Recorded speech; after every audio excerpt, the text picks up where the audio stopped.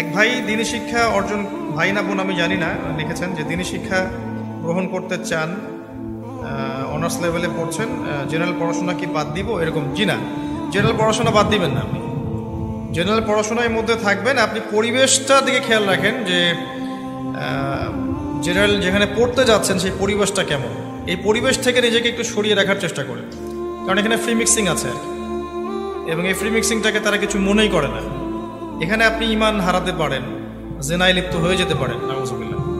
পরিবেশটা থেকে সতর্ক থাকেন। আপনি জেনারেল সাবজেক্টগুলো পড়বেন, যে সাবজেক্টে আপনি পড়াশোনা করছেন ওই জ্ঞানটাকে ইসলামের কল্যাণে ব্যয় করার চেষ্টা করবেন। বড় অপরাধ মিথ্যা সাক্ষ্য দেওয়া, সবচেয়ে বড় অপরাধ মিথ্যা সাক্ষ্য দেওয়া, সবচেয়ে বড় অপরাধ। তোমার মিথ্যা সাক্ষীর কারণে অমুকের স্ত্রীর ঘর ভেঙে গেছে, শুধু একটা মিথ্যা সাক্ষী দিলে যে অমুকের ঘরে মুখ ঢুকেছে, তুমি ধরতেই এই সময় বেরিয়ে চলে গেছে, আর পাওয়া যাচ্ছে না। তুমি আবার এলাকার একটা প্রভাবশালী মানুষও বটে, তোমার কথা কে ফেলে বলো? তোমার মিথ্যে সাক্ষীর কারণে একটা নির্দোষ চরিত্র প্রমাণ হয়ে একটা লম্পটের কাছে নিয়ে বসে যেতে। তোমার মিথ্যে সাক্ষীর কারণে একটা মদখোরের বিচার থেমে গেল, সে মুক্ত হয়ে গেল। তোমার মিথ্যা সাক্ষীর কারণে একটা মেয়ে ধর্ষিত হওয়ার পরেও তার অধিকার ফিরে পায়নি, মুক্ত হয়ে গেল অপরাধী দর্শক, তোমার মিথ্যে সাক্ষীর কারণে। একসাথে বন্ধুরা যখন বসেন আড্ডা দিতে, যে অনেক অশ্লীল কথা বলে ফেলে, আছে না নাই? বন্ধুরা কি বলেন আপনারা? Cowan Cowan Cowan. তো এই যে একসাথে বসতে যে অনেক সময় অশ্লীল কথাবার্তা অনেকে বলে ফেলে, এদেরকে আল্লাহ তাআলা পছন্দ করে না। এই জাতীয় কথা যেন আমাদের মুখ দিয়ে কখনো বের না হয়। এবং অশ্লীলতার প্রচার যারা সমাজে ঘটায়, আল্লাহ বলে তাদেরকে দুনিয়াতেও আমি লাঞ্ছিত করবো, শাস্তি দেবো, আখিরাতেও দেবো।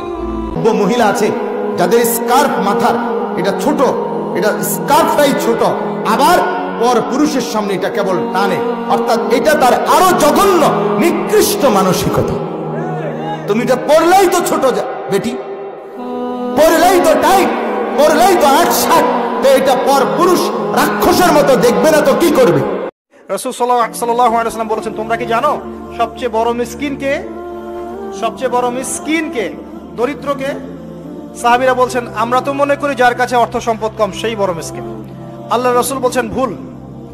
শোনো, সবচেয়ে বড় মিসকিন সেই ব্যক্তি যে ব্যক্তি পরকালে অনেক নেকি নিয়ে উঠবে, নামাজ, রোজা, হজ, যাকাত, ওমরা, হজের নেকি, বিশাল বিশাল নেকি।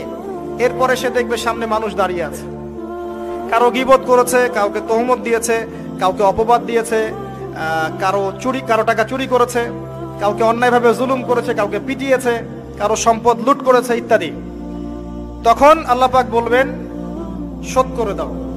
কিভাবে শোধ করা হবে? ফেরেশতারা জিজ্ঞাসা করবেন, আল্লাহর পক্ষ থেকে হুকুম আসবে, এই ব্যক্তির নেকিগুলোকে ওদের আমলনামায় কনভার্ট করো। মুসলমান যদি নামাজ না পড়ে নিজেকে মুসলমান বলে দাবি করার কোন হক তার নাই, দাবি করার অধিকার নাই। নামাজ হচ্ছে জিন্দেগি।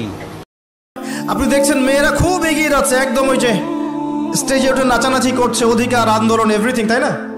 কিন্তু বাস্তবতা কি জানেন? বাস্তবতা হচ্ছে আমাদের মা বোনরা বেপর্দা হচ্ছে দিন দিন বেশি, এবং তারা এগিয়ে যাচ্ছে জাহান্নামের দিকে।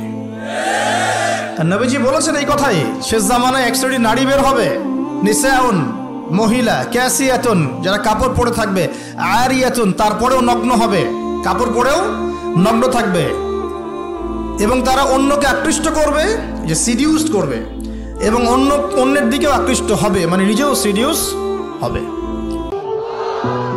কে যিনি মায়ের গর্ভে পুত্র সন্তান দান করে? কে যিনি আকাশ থেকে বৃষ্টি বর্ষণ করে?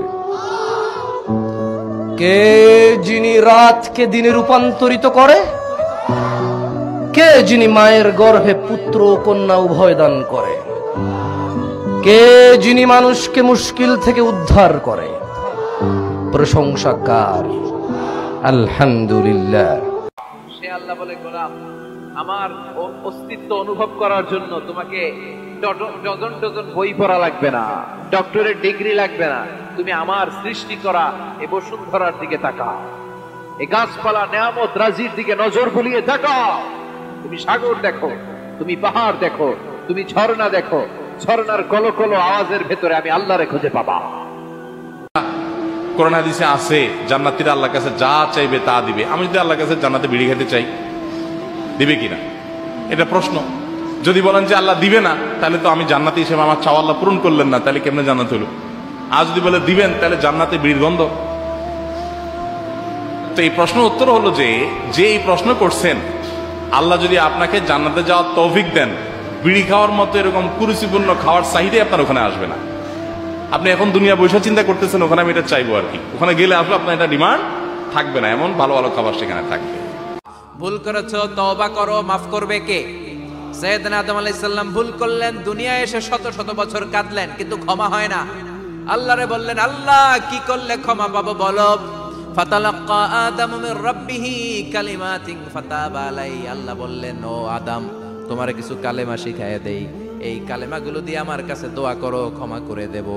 আল্লাহ শিখায় দিলেন, ও আদম, দুই হাত তুলে চোখের পানি ছেড়ে আমার কাছে পড়ো, রব্বানা, পড়েন, রব্বানা যালামনা আনফুসানা ওয়া ইল্লাম তাগফির লানা ওয়া তারহামনা লানাকুনান্না মিনাল খাসিরিন। এটা শিখাই দিছিল আল্লাহ।